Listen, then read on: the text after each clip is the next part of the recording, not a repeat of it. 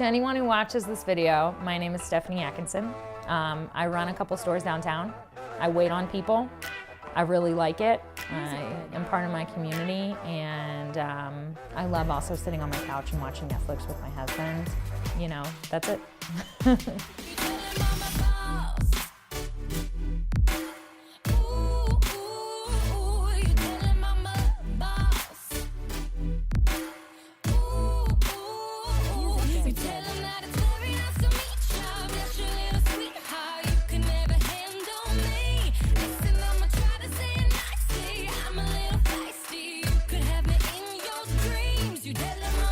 I am someone who I cannot make anything. People who make necklaces, I'm like, I don't know how. I can't make a necklace. But I can curate and I can identify people's needs. That's like my two special qualities. That's like my Power Ranger abilities, I guess. I've worked in retail I am 32 in September. So since I was 15, so what is that, 16 years? Yeah. So how I own my own businesses, even though I don't have business degrees, is just because when I was living in Lynchburg in 2015, I realized that the downtown area was about to blow up, that it was affordable, landlords were willing to take chances, and I was like, you know, with my background, I can do this, I can give this a shot. And my husband was extremely supportive of it. So I had a clothing store, and we just started getting like stacked and stacked and stacked with giftable seasonal items. I realized that people need, one, there was not a place to buy cards. And that seems stupid, but people love paper. And two, I realized people need a gift to go with the cards. And then when I was in the card and gift store, people wanted more and more and more skincare, and they wanted plants. So I was like, we're gonna figure this out. And I just sort of fell into another space, and then I was thinking about it, and I was like, you know, I've never been in a downtown area that doesn't have books. So I was like, oh, we need to have a bookstore. So that's I just fell into them. You know, you listen to what customers want, and they're like, oh, I love this store, I love being downtown, but I wish there was this. And you're like, well, let me run the numbers on that and see if I can make that work. And that's sort of how that happened.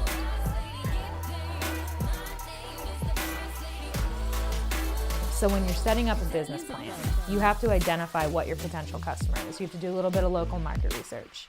So you're like, my business plan is Anne, she's 43, she comes downtown on Wednesdays, this is how much she likes to spend, blah, blah, blah. And you'll pick products that meet Anne's needs. The flip side of that is people come to a brick and mortar to see things they don't normally see and to get out of their comfort zone. So I also have to have things Anne's never seen, or maybe she doesn't know about, and I have to sell them to her. So how I pick my products is I know what people need, but I'm also prepared to make them want something. Music bed.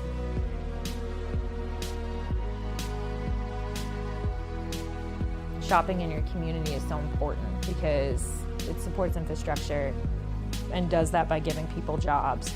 But it also creates a sense of community. On Amazon, it might be $10 cheaper, but you're sitting there reading product specifications. You're trying to figure out how long 48 inches is. People need to remember that there's getting a deal, but when you buy something in a store, part of what you're buying is customer service. When I was younger and I waitressed and stuff, they would talk about remembering customers' drinks is how you get the good shifts. And yeah, that equals your pay, it equals your success, but more than that, depending on that person can be having an awesome day, a bad day, a meh day, and if you could remember that they like this certain type of beer and just put it on a napkin for them and they don't have to think about it, they have an instant connection with you because you made their life a little easier, you made them feel special because they're memorable even when they aren't memorable in other parts of their life. And by having like real relationships with real people, you have real connection. Customer service is an art. It is no different from any other type of skilled job. You're gonna hire the best bricklayer because you want your bricks laid well, you want them to last, you want to know it was done right.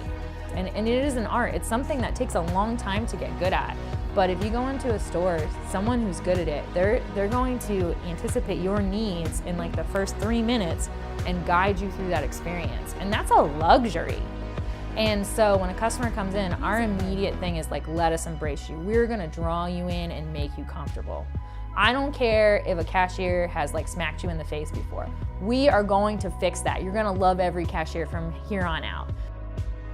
As far as my relationship with my employees, I would say it's one where there's a give and take. Well, I told an employee this morning that I'm making managers.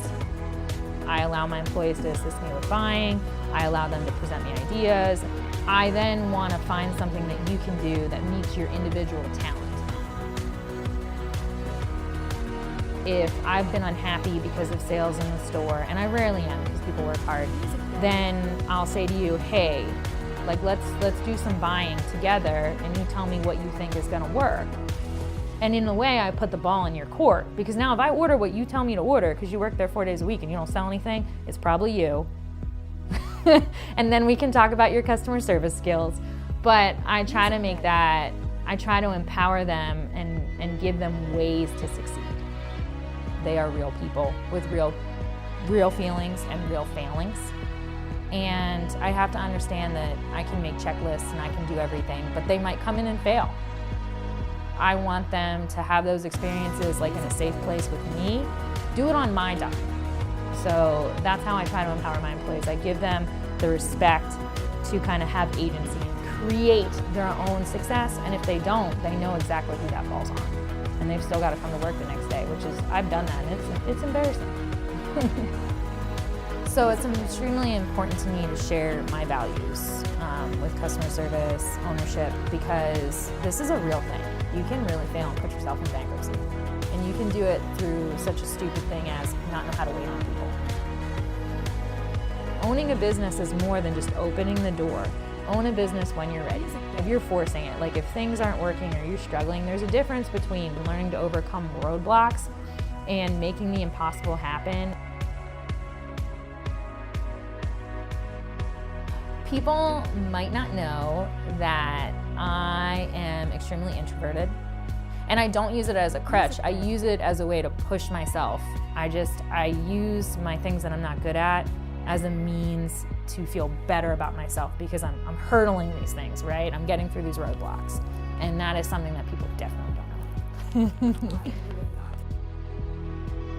I want people to know that people who own stores are real, and these are all the risks that we take, and we still want you to come, and we're still willing to put up with whatever you're going to hand us.